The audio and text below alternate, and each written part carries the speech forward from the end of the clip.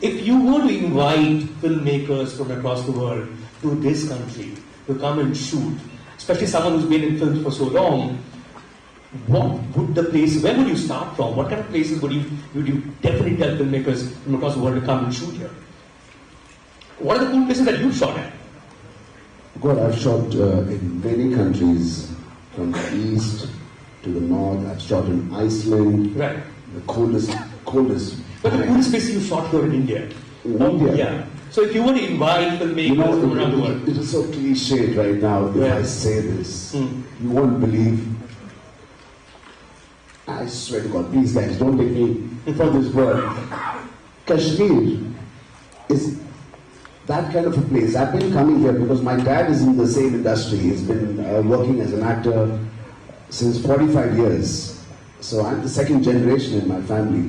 I was coming here since I was probably 1986.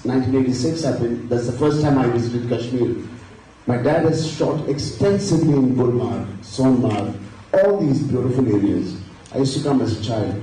It used to be something, if I was invited by my dad to Kashmir, it used to be like I have achieved something that summer, in the summer holidays.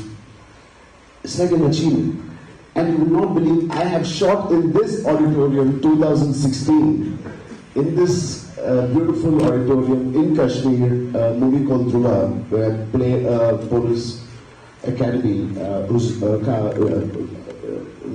graduating out of a police academy. I've shot in this, I've sat in that chair and I've shot. And this place has something magical. It draws people. It draws the attention of people. And no matter what we hear about Kashmir or whatever, this is such a surreal feeling when you come to Kashmir. It's been 95 years Indian film industry has begun. It will take another 95 years to explore Kashmir, let me tell you that. It's that beautiful. In one lifetime, as a tourist, living, as an Indian, and I feel when I come to Kashmir as a tourist, because it's something I look up to. Wow, my dad is taking me to Kashmir, that means I've done something good. This is a beautiful, untapped place. And I also slightly feel people don't tap it too much because it is so raw, it is so virgin, it is so unkept, so untapped. I want this beautiful paradise on earth to remain like this. Sometimes there are some beautiful forest reserves in India, from the north to the south, and most of it we speak and most of it is unknown. And especially in Andhra Pradesh, we have this Srishaila forest, Amrabad. It's got the biggest tiger reserve. 65 plus tigers we have. It is the largest tiger reserve in India. And my wife works with the tribals and the community there to keep them occupied, not to indulge themselves in helping the poachers, giving them a job, the community, the cultural things they have, making wax, candles out of the bee honeys and the wax that it comes out of it, giving them some kind of a job to continue and have them earn money. This is very important. I used to tell my wife, why don't you construct a beautiful resort like Ranthambore Forest or Kaziranga, Jim Corbett? She said, I was begging the government not to do anything here because the tigers are so peaceful in these tiger reserves that the tourists should not come and disturb us. We have such beautiful reserves.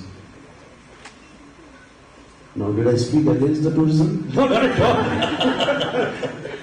Yeah. Well, so long as you keep that distance, right, I think you can do both tourism and sustainability. As Minister Singh pointed out, and I didn't realize he's an absolute encyclopedia of Hindi cinema, he really wants you... First Indian movie was Raja Ali. That's good. This is more than 95 years, yeah. It's been 110 years. Right. God, yes. 1930, that's right. Yes. Yeah. and he wants you, and I think he's seen you moving your legs. The only other person who could do it was Shami Kapoor. So I guess you played a cop last time. You'll have to do the nadu in Kashmir now. That's what he wants. So I think let's hope that happens soon. Sure, sir. You're joining me to the Please. Absolutely. It's my honor. But you know, it has to be said, I mean, as a person, besides the fact that you travel for work and have shot across the world and in India as well, you travel a lot for leisure. You actually collect artifacts from places you go to. Where does that passion come from? Oh God, I don't know where this comes from. Because I'm not much into the art or the artifacts, but something that is meaningful and something that connects me to that city. When I go back, I usually collect something, and it makes me remember of that country. And Europe has always been my favorite country. Now Japan has become my new favorite country. The culture, the people, it is a special country. I'll tell you why. Japan, when we went to promote RRR in Japan, It's huge in Japan. it was huge. We did about 150 million in Japan, and I thank the Japanese audience. They are so warm. And it's in Japan. Why it's so famous, so special to me is my wife is carrying right now. She's in her 7th month, and the magic happened in Japan. So I will never forget Japan, and of course, to all the other G20 friends in the countries of India, each one are so special to India, the relationship with India, and especially film tourism. We all want to go and shoot in every country. All the countries are so rich in their culture, and we as Indian actors and Indian film, we want to explore our culture and their culture. I want to see how these two cultures can come together and create a phenomenon, which is the global cinema, not Indian cinema or any other country's cinema. I want to see a global cinema, and with all your support, I think it can happen. You know, as Mr. Kant also said, I mean, Indian cinema is also one of the ways that Indians have accessed the world, right? And we've seen those places, we wanted to go there. To quote some recent examples, you can think of Turkey. A lot of people want to go to Turkey after they saw Turkey in the Dharaknido, right? A lot of Indians went to London in the 90s after they saw Dilwale Dulhaniya Le Jayenge. Everybody wanted to be there, right? Which is the same thing as how everyone wanted to go to Goa after Dil Chahta Hai. Are there examples from your films where they've seen this and that's the country they want to go to? Or films that you've seen and because you've seen them, that's the country you want to go to? Come to India. Please. India is so vast and it's so untapped. I don't know, a lot of people. Mr. Chiranjeevi, my honorable minister, has educated us about the vastness of India, from the Thar Desert and the east and the mountains, which is so vast.